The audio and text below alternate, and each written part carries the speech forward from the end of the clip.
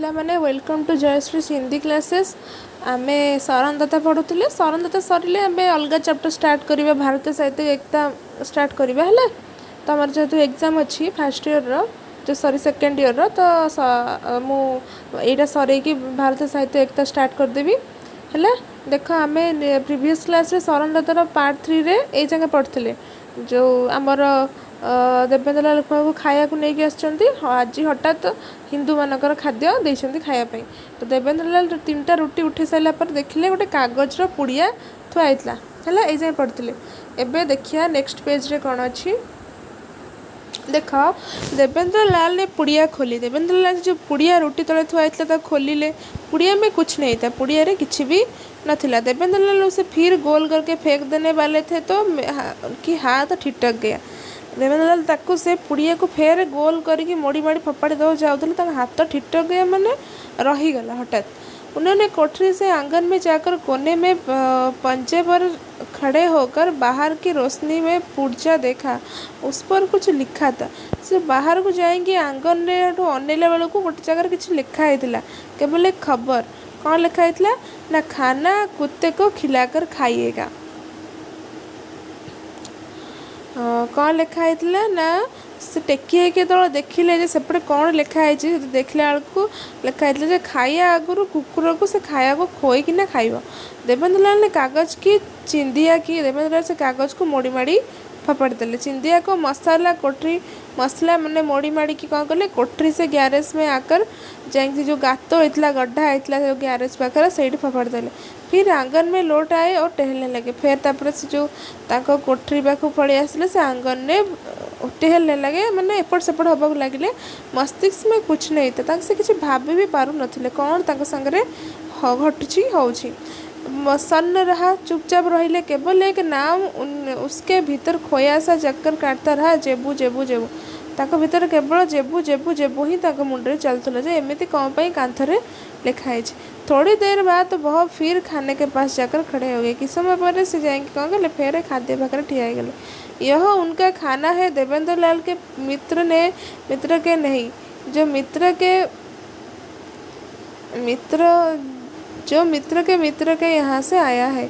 से कहले ये जो खाना आसছে से देवेंद्र लाल तांको सांगर नुह तो सांगर सांग माने रफीकुद्दीन रो सांगर पाखक आसछि और उनके मेजमान के उनके आश्रयदाता मेहता मान से कौन कर रफीकुद्दीन तांको सांग घर नहीं कि देवेंद्र लाल को रखी। तो देवेंद्र लाल कौन कर ना से गुप्ता हल्ला घरे आश्रय नहीं तो से आश्रय देते माने से आश्रयदाता शेख साहब।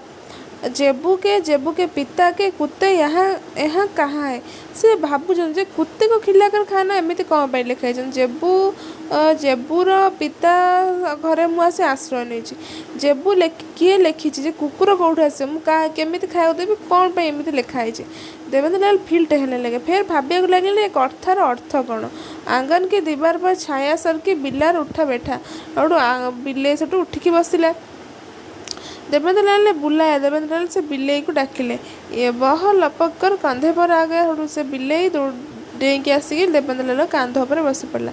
देवेंद्र लाल उसे गोद में लिया और पीठी सहलने लगे। देवेंद्र लाल से बिल्ली को नहीं कोल बसैले और पीठी को आउंसवा को लगिले। वह घुरघुराने लगा। देवेंद्र लाल कोठरी में आए। देवेंद्र लाल से कोठरी रूम को आसिले। थोड़ी देर बिल्ला को पुचकारते रहे। किस समय बिल्ली को धर की गेला कले। धीरे धीरे बोले देखो बेटा तू मेरे मेहमान हो मैं शेख साहब को है ना। बिल्ली से कहला देखो बिल्ली तू मोर अतिथि मु शेख साहब को अतिथि। वह मेरे साथ जो करना चाहते हैं वही मैं तुम्हारे साथ करना चाहता हूँ। सी कौन पाई मो सागर कौन करना चाहते जब खाद्य मत विष मिसई जो मत कांथरे लिखाई जे खाया आगुरी बिल्ली कुकुर खाई खोईकी खाइब। कारण यहाँ जेबू लिखी जेबू बंचेया चाहूँ देवेंद्र लाल को कि घर लोक शेख साहब ताको मारिया चाहते देवेंद्र लाल को कहीं से हिंदू। तो सी सब कौच बिल्ली को ना मो अतिथि जदि मो सागर एमती कर मु तो सागर भी सेमती करने जाऊँगी। चाहता नहीं पर करने जा रहा हूँ। चाहूनी किंतु करने को कौन जाऊँगी। इसलिए तो मैं तुम्हारे साथ वह करना चाहता हूँ जो मेरे साथ वह पता नहीं चाहते हैं कि नहीं सब बात गड़बड़ हो गई। अच्छा रोज़ मेरे जूठन तुम खा लेते हो, आज तुम्हारी मैं खाऊंगा। मु सबुदिन तू मोर अईठा कहू, आज तो अईठा मु खाइबी, तू आगे खाइबू मु देखिबी तापर मु खाइबी। वो यही ठीक है, लो खाओ, यहाँ ही ठीक हब, ने खाओ।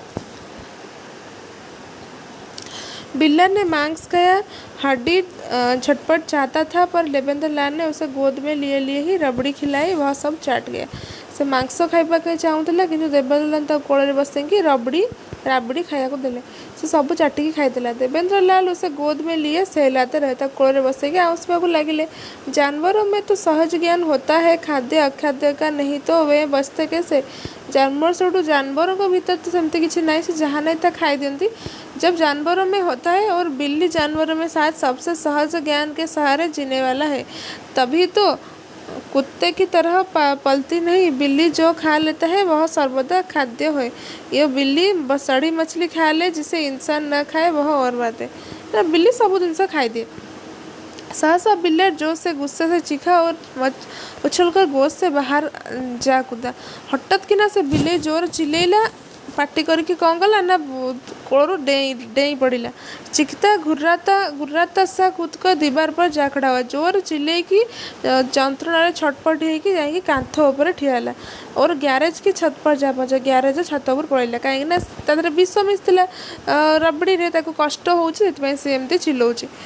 फिर धीरे धीरे गुस्से का स्वर दर्द के स्वर में परिणत हुआ। धीरे धीरे जो जोर चित्कार करता है कष्ट हेले जमी चित्कार करती से भाया परिणत हो गला। फिर एक करुण गिरगिराहट, करुण रिरियाहट में, एक दुर्बल चीख में, एक बुझती हुई सी कराहसे में, फिर सहसा चुप हो जाने वाली लंबी सांस में।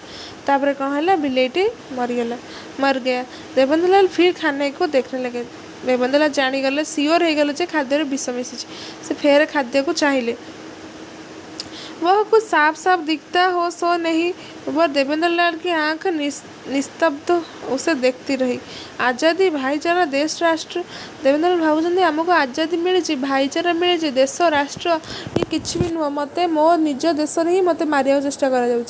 एक ने कहा कि हम जोर करके रखेंगे और रक्षा करेंगे, पर घर से निकाल दिया। दूसरों ने आश्रय दिया और विष दिया। जड़े मत घर रखिला किंतु बाहर करदेला, किए रफिकुद्दीन, किंतु आउ जड़े मत घर रखिला तथा विष दे मारिया को चेष्टा कला, किए ना से कुताला। अल्प अच्छी देख, और साथ में चेतावनी की विष दिया जा रहा है। देवेंद्र लाल का मन ग्लानि से उमड़ आया। इस धक्के को राजनीति के भुरभुरी रेत की दीवार के सहारे नहीं, दर्शन के सहारे ही झेला जा सकता है। एक सुनिए देवेंद्र लाल का मनोबल से बहुत आश्चर्य हो गए, चिंतित हो गए। से कौन करेंगे ना, देवेंद्र लाल ने जाना कि दुनिया में खतरा बुरे की ताकत के कारण नहीं, अच्छे की दुर्बलता के कारण है। देवेंद्र लाल जानिले जे दुनिया जो खराब जिनस होचे से खराब लोकर माने खराब लोकर बल पाई नुह, केवल दुर्बल लोकर कौन दुर्बलता पाई, भल लोकों का दुर्बलता पाई। भल लोक दुर्बल बोली सीना खराब लोक अत्याचार कर, खराब भल लोक जदि निजे साहस देखेबे ताले से माने केमिति हमकु अत्याचार करेंगे। भलाई की साहस हीनता ही बड़ी बुराई है। घने बादल से रात नहीं होती, सूरज के निस्तेज हो जाने से होती है। और कौन हम जदि घना बादल माने कला बादल आसिक घेरी जीव सूर्य को, ताहले राति हेनी। सूर्य जो लुचिजे हेतु राति हम है। उन्होंने खाना उठाकर बाहर आंगन में रख दिया। 2 घुट पानी पिया, फिर टहलने लगे। पानी 2 घुट पी की कौन गले 2 ढोक पी की फिर टहलवा को लगे। तनिक देर बाद उन्होंने आकर टंग खोला। किस समय पर से ऐसे टंग खोलिले। एक बार सरकारी दृष्टि से सब चीज़ों को देखा, फिर ऊपर की खाने में से 2 एक कागज़, 2 एक फ़ोटो, एक सेविंग बैंक की पासबुक, एक बड़ा सा लफाफा निकालकर एक काले शेरवानी नुमा कोट के जेब में रखकर कोट पहन लिया। से कौन कले, से जो टंग रू गोटे कागज आ फोटो आ बैंक पासबुक आ गोटे लिफाफा खोले नहीं कि पॉकेट शेरवानी पॉकेट रखिले। आंगन में आकर क्षण भर कान लगाकर सुना। आंगन में आसिक कान डरिक शुणिले देवतीसा मैंने घरे कौन कथबार्ता होती। फिर वे आंगन की दीवार फांद गए और बाहर सड़क पर निकल आए। वे स्वयं नहीं जान सके कि कैसे। तापर से घर बाहरी आसिले जाकि सड़क को पलि आसिले जापर से केमिति पलि आसिले। इसके बाद की घटना घटना नहीं है, घटनाएं सब अधूरी होती है पर पूरी तो कहानी होती है। कहानी की संगति मानवीय तर्क या विवेक या कला या सौंदर्य बोध की बनाई हुई संगति है, इसलिए मानव को दिख जाती है और वह पूर्णता का आनंद पा लेता है। जोटा घटना होता से शेष करा जाए ना, कि जोटा कहानी से शेष करा जाए है एक कथा यह माने घटना की संगति मानव पर किसी शक्ति की कह लीजिए काल या प्रकृति या स्वयं या दैव्य या भगवान की बनाई हुई संगति है, इसलिए मानव को सहसा नहीं भी दिखती। इसलिए उसके बाद जो कुछ हुआ और जैसे हुआ वह बताना ज़रूरी नहीं। इतना बताने से काम चल जाएगा कि 1.5 महीने बाद अपने घर का पता लेने के लिए देवेंद्र लाल अपना पता लेकर दिल्ली रेडियो से अपील करवा रहे थे है। देवेंद्र लाल से कौन है जमी जमी बंचिकी पड़े। तब 1.5 मास पर से निज घर लोक खोजापी कौन कले ना तो टीवी फोन एसबू नाला रेडियो थिला, तो से घर लोक खोजापी कौन कले रेडियो स्टेशन जाते। रेडियो स्टेशन ने मेसेज देले घर लोग कौटी अच्छा से पता लगे पारे। देवेंद्र लाल अपना पता लेकर दिल्ली रेडियो से अपील करवा रहे थे। तब एक दिन उन्हें लाहौर की मुहर वाली एक छोटी सी चिट्ठी मिली। से गोटे चिट्ठी मिली। चिट्ठी कौन लिखा था ना, आप बचकर चले गए उसके लिए खुदा का लाख लाख शुक्र। जड़े देवेंद्र लाल लिखला कौन लिखला ना, तुम्हें बंचिकी एठार पड़ेल से भगवान को लाख लक्ष धन्यवाद। मैं मनाती हूँ कि रेडियो पर जिनके नाम आपने अपील की है वे सब सलामती से आपके पास पहुँचे। मुझे चाहूँगी कि तुम्हें रेडियो जहाँ को खोजुच जहाँ का नाम अपील कर तुमको शीघ्र ही मिल जातु। अब्बा ने जो किया या करना चाहा उसके लिए मैं माफ़ी मांगती हूँ। बापा जहाँ कले जहाँ करने चाहूँगे तुमको विष दे मारे चाहूँगी, से मुझे तुमको क्षमा मांगुची और यह भी याद दिलाती हूँ कि उसकी काट मैंने भी कर दी थी। मु कौन कली ना तुमको बचे देती। एहसान नहीं जताती, मेरा कोई एहसान आप पर नहीं है। से जो लिखितला कि जेबू लिखितला जे खाने से पहले कुत्ते को खिलाकर खाना है। सिर्फ यह इल्तजा करती हूँ कि आपके मुल्क में कोई अल्पसंख्यक मजलूम हो तो याद कर लीजिएगा। इसलिए नहीं कि वह मुसलमान है, इसलिए कि आप इंसान है। खुदा हाफिज। से मुसलमान बोली नुह से मनीष बोली क्या रक्षा कर देवेंद्र लाल को रक्षा कर। देवेंद्र लाल की स्मृति में से गुताला की चर्बी से चिकनी भारी आवाज़ गूंज गई। से चिठी पढ़ला पर से गुताला आवाज़ शुणागला जमती से भारी आवाज़ जेबू तिशा को डाकती जेबू जेबू।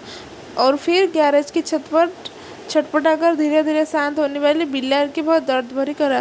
तो बिल्ली से जो मरवा बेल चित्कार कष्ट अंतरणा चित्कार सेटा भी मन पड़ला, जो केवल एक लंबी सांस में बनकर चुप हो गई थी। उन्होंने चिट्ठी की छोटी सी गोली बनाकर चुटकी से उड़ा दी। चिट्ठी को कौन कले मोड़ी माड़ी की उड़े देले है।